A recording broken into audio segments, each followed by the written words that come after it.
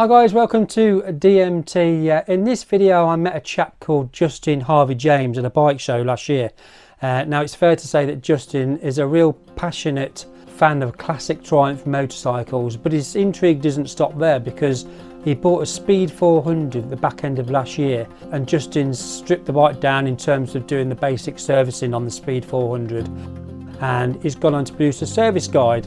I'll give you the details of the service guide towards the end of the video and Justin's dedicated Speed 400 website. But in this video we're going to be carrying out some basic servicing on the bike, which are these. Initially removing the tank and seat and the side panels to gain access to the bike. An oil and oil filter change, an air filter change, spark plug change, and changing the front chain sprocket from a 15 to a 16 tooth sprocket to improve the gearing. How to change the brake pads. Also we'll give you the dimensions for a nice little bike stand if you're able to weld some metal parts together, so we'll give you the dimensions for that.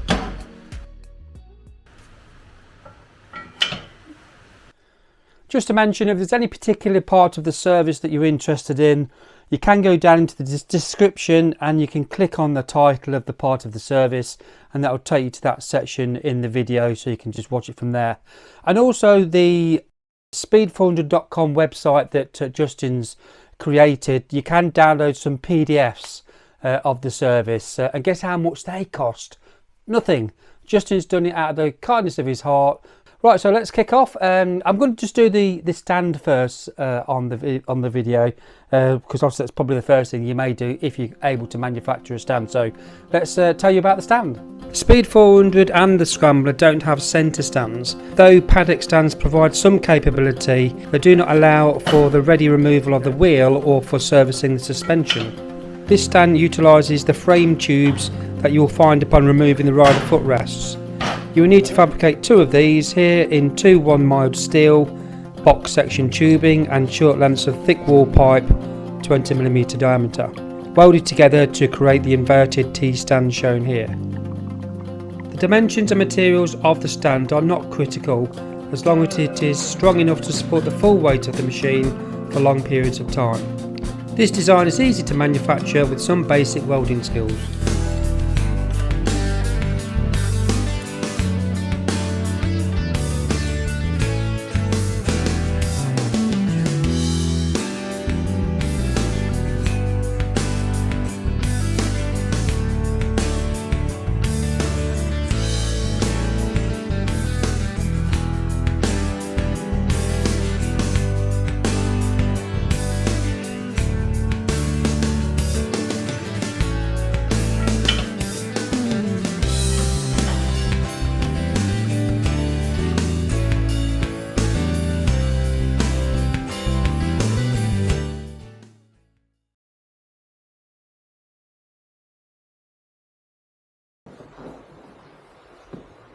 ECU in here, battery of course, then that's the rectifier, regulator, these are the relays, then this is the evap system, and then the fuse box. So these are spares.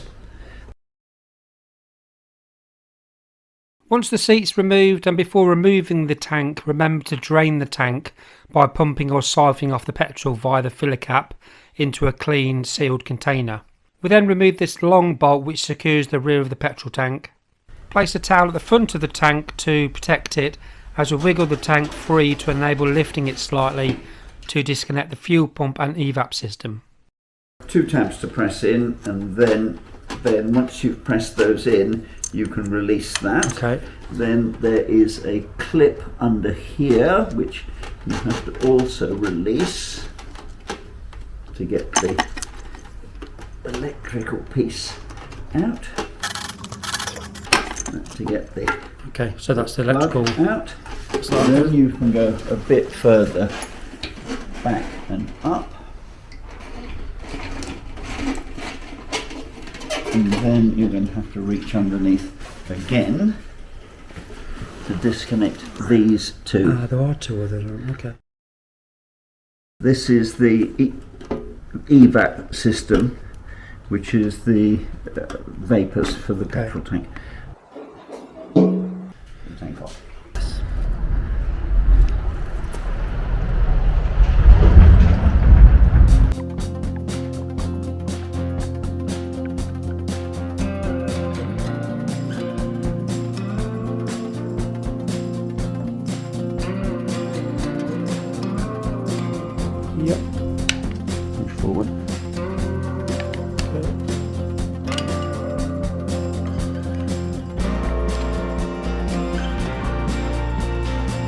Yeah, it's on a rubber stopper.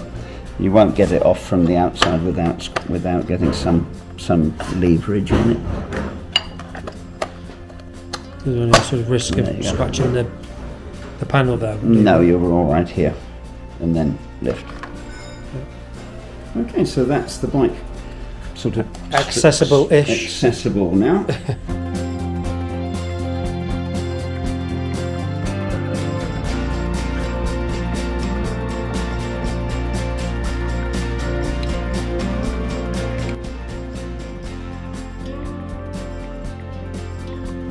This is 8mm.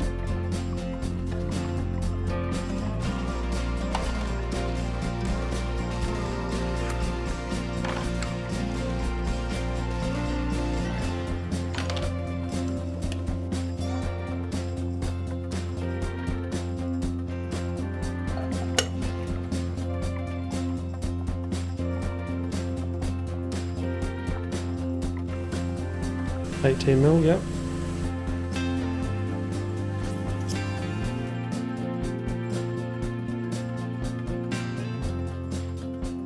And then we pull out the filter.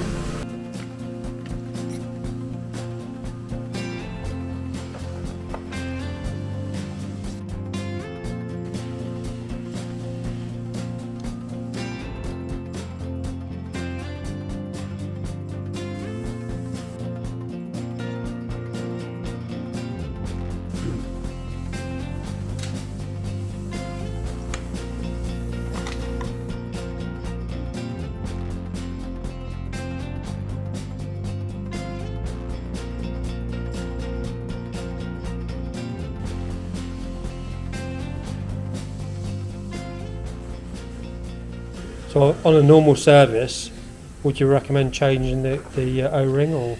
I went and bought the spares as a kit, which included the O-ring.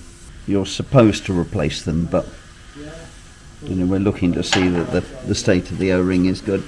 Onto its little spigot, come on. There we go. Just brake cleaner, brake cleaner just to get the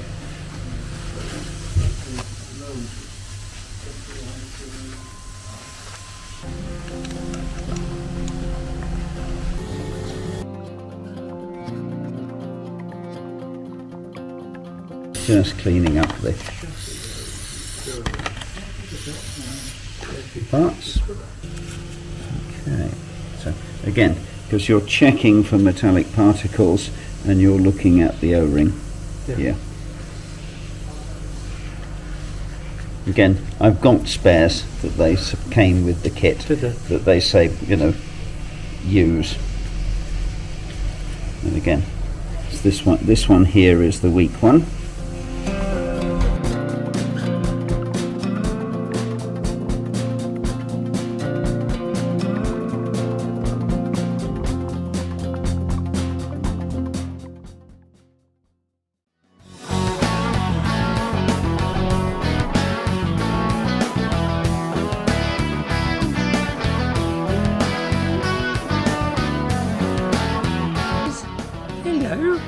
Hello, how are you?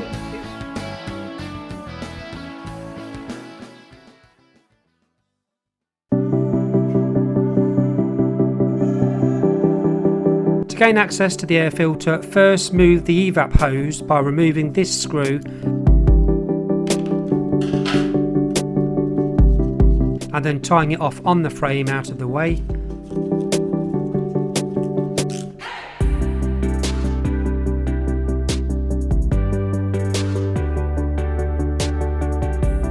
Next, remove these 4 bolts to remove this cover. And then disconnect this, which is the trunk. Yep. And then we have to prise this up. Okay. That's the cover, and then this is the tricky bit now.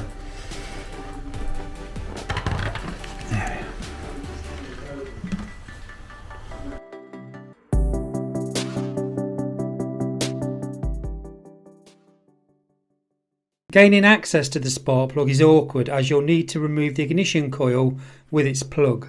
First by removing this Allen key bolt, then these 3 push fasteners that retain the harness bracket.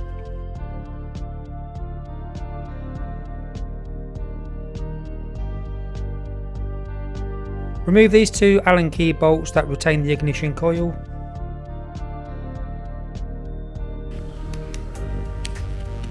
You got to take that off and on. Yeah. Or you just got to release them. I mean, they're not screws. They're just these little trim clips, and you can't buy them. You know, I've gone looking for them. So when they break.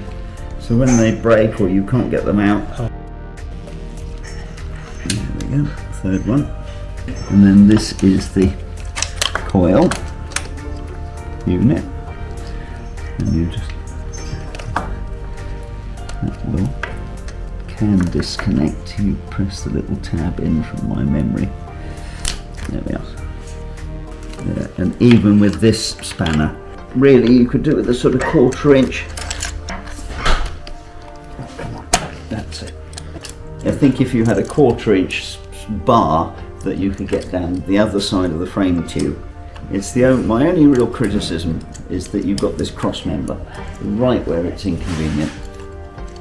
When I originally took the plug off, it's got a little silicone cover on it, which you can't get the plug spanner onto. It's designed to get a plug spanner onto, but with no rubber in the plug spanner. You can see what a menace it is to get in and out, and it's tiny. And so this is a 14mm.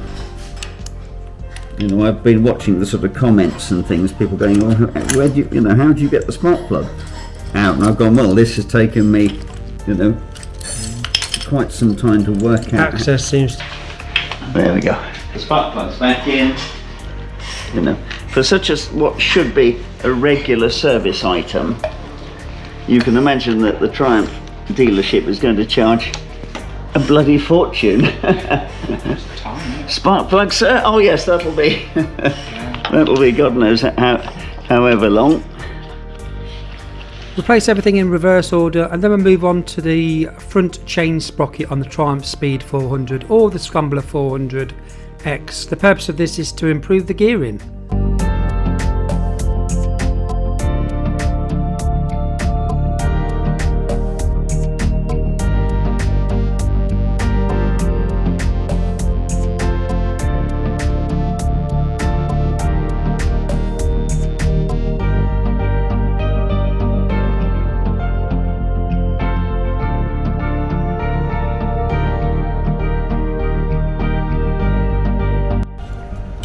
Off, lovely, they're both clear.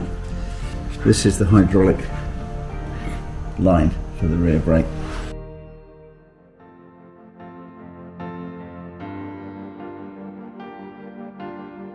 Yes, yeah, I mean this is the crankcase protector. Yeah, it don't dig a big hole in your case. So they won't do it. It's quite a big chain for a 400, isn't it? Mm-hmm. Was it 510? 520? Yeah, 520. Yeah.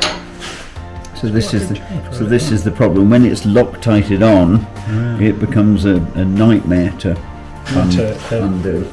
I've already done this where you bend back the lock nut.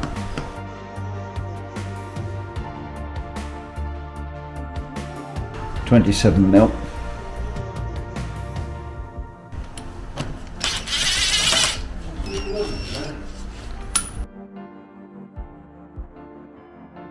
Now you've got to get the chain off. So I've already ground off with the angle grinder. So two links there. Once you grind the 2 top links off, you can remove that. Push the chain out. Can you not just take the chain off? You can't get it off. You try. You can't get it off. You can't get it off. So you've got to go and do this to do this process. It's a bloody nuisance. It is really. that cover don't come off until you... The cover won't come off until you can get the chain off. Good. We're back on the sprocket now.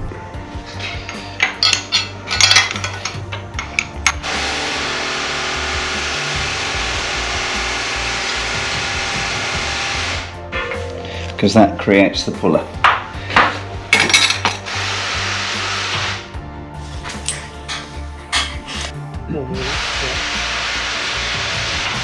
So this is bigger.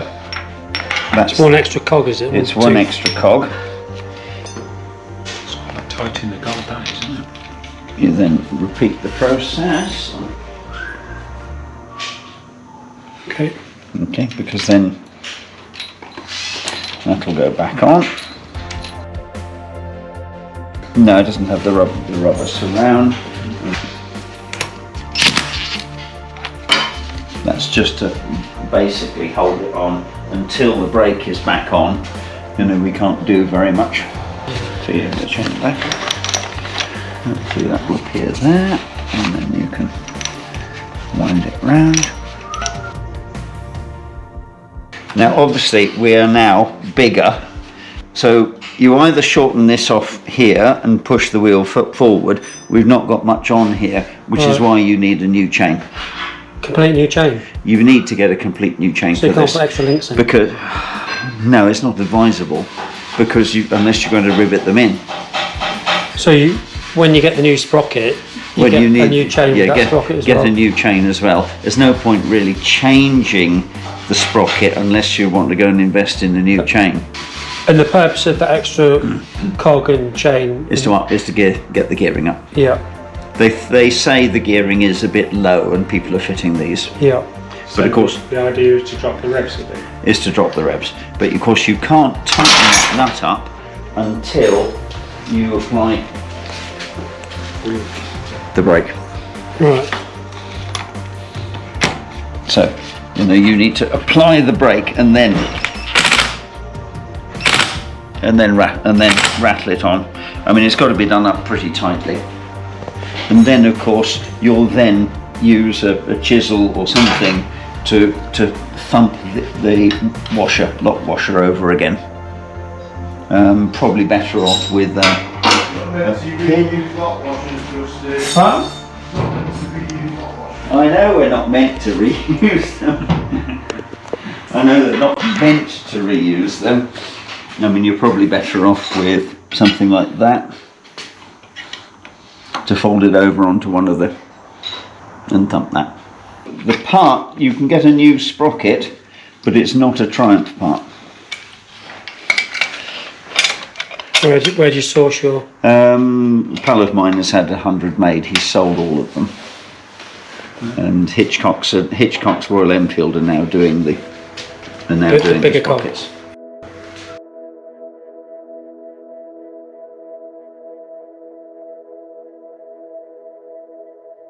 You'll see the front brake has the name Bybury on it, which is still made by Brembo. It's a 300mm fixed disc on a 4-piston radial caliper with ABS. So to check the brake pads, Justin first removes the small spring clip, a 6mm Torx pin and the anti-rattle spring. So this little clip.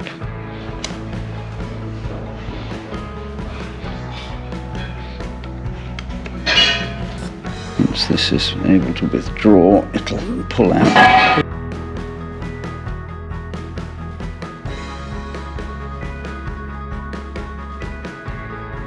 That's the spring clip and the bolt. Brake shoe out. Okay. Easy enough, isn't it? Plenty of Easy. meat.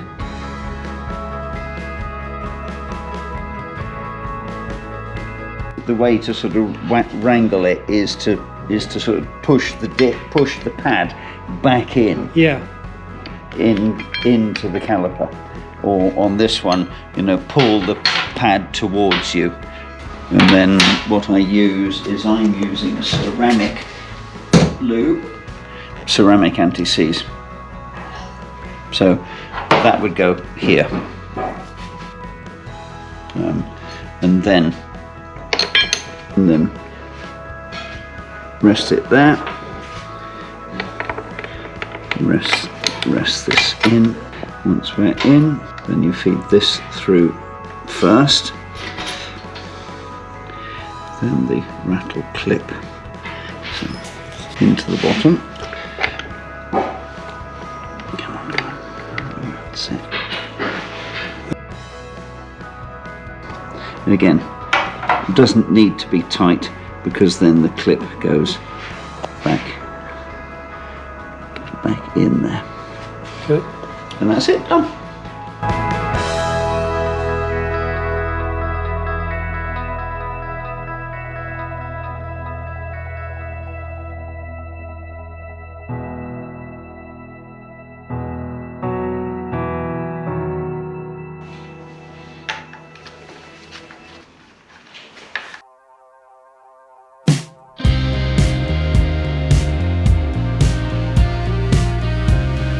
That's what you need to make. 17mm.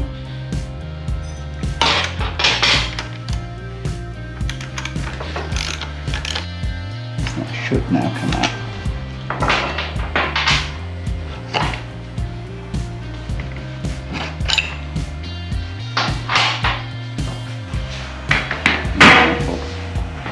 And the front wheel will come out. Obviously we're not really high enough yet to get it out, but that's the basis. Yep. Okay.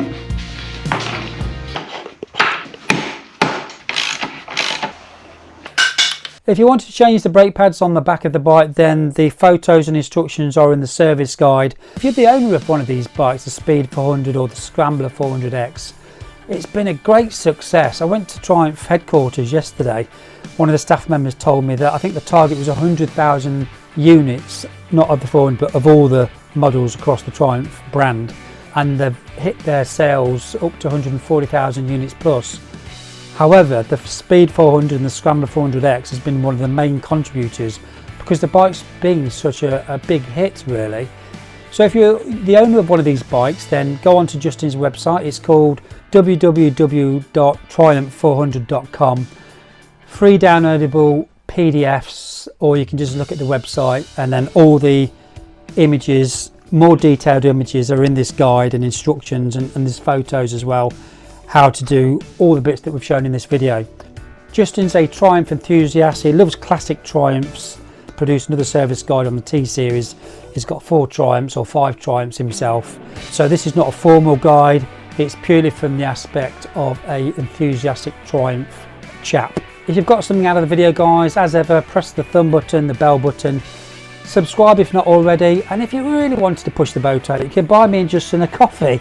So if you look down in the description below, click the link and then you can buy us a nice hot brew because it's freezing in this garage. So yes, that spark plug was really easy.